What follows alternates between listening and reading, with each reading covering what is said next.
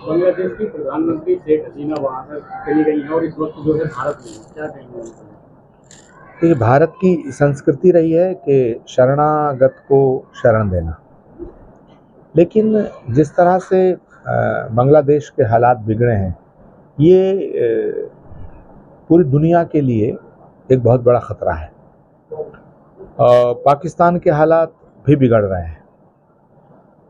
भारत की एक तरफ पाकिस्तान है, एक तरफ बांग्लादेश है। एकदम पड़ोसी देशों में अराजकता, आतंकवाद और बगावत और वायलेंस का जो एटमॉस्फेयर क्रिएट हुआ है, मुझे लगता है इसको देखते हुए भारत को बहुत सावधानी से चलना चाहिए। और क्योंकि खतरा भारत पर भी मंडरा रहा है और ये खतरा विचारधारा का है, ये खतरा कि किस तरह के सियासी सिनेरियो का है, पॉलिटिकल सिनेरियो का है, जिसको कोई भी संभ्रांत राष्ट्र स्वीकार नहीं कर सकता। हमें खुशी है इस बात की और ये हमारा सौभाग्य है कि भारत में एक सशक्त नेतृत्व है।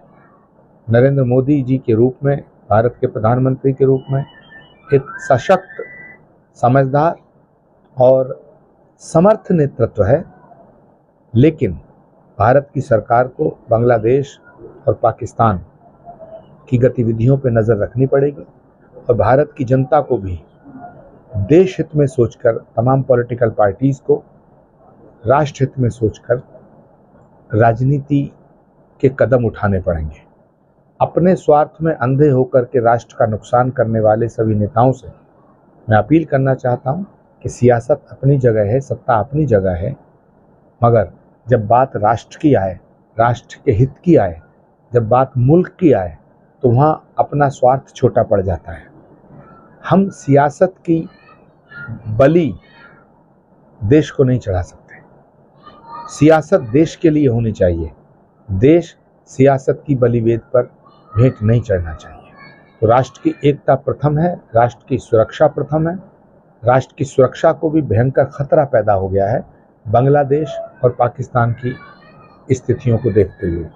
दूसरा, भारत सरकार और भारत के प्रधानमंत्री जी से मैं आग्रह करना चाहूँगा कि वो बांग्लादेश में जो भारतीय मूल के लोग रह रहे हैं, उनकी सुरक्षा सुनिश्चित करने के लिए इंटरनेशनल लेवल पे बात करें।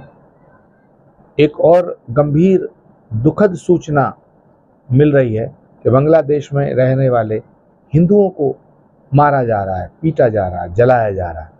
ये भी बहुत ही दुखद और चिंतनीय विषय है।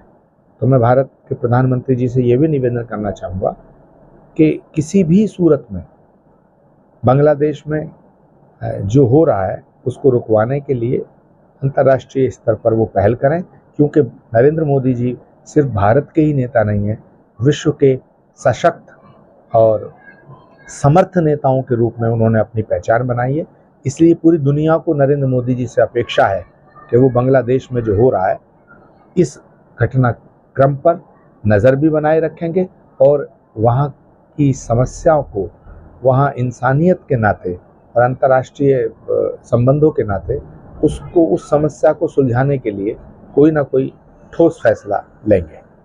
आम आदमी पार्टी के सांसद हैं संजय सिंह, उनका कहना है कि जो तानाशाही करेगा उसको देश छोड़कर भागना होगा। फैसला, सवाल इस बात का है कि तानाशाही कौन कर रहा है? क्या सरकार तानाशाह है या विपक्ष तानाशाह है? मुझे तो इस समय जो विपक्ष है ये तानाशाह नजर आ रहा है।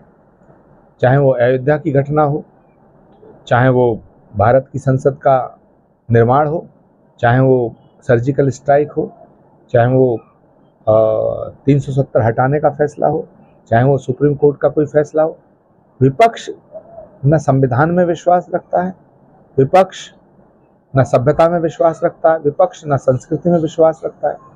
विपक्ष इस देश की सत्ता पर कब्जा करना चाहता है, इस देश की संपदा को लूटना चाहता है।